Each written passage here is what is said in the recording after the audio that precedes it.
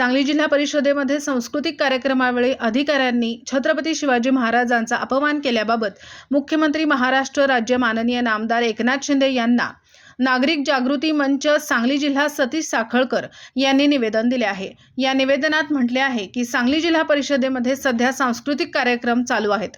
सदर कार्यक्रमांमध्ये अधिकारी असतील, कर्मचारी असतील, वेगवेगळे खेळ, सांस्कृतिक कार्यक्रम यामध्ये नाच गाणे असेल ते करण्याचा त्यांना पूर्ण अधिकार आहे।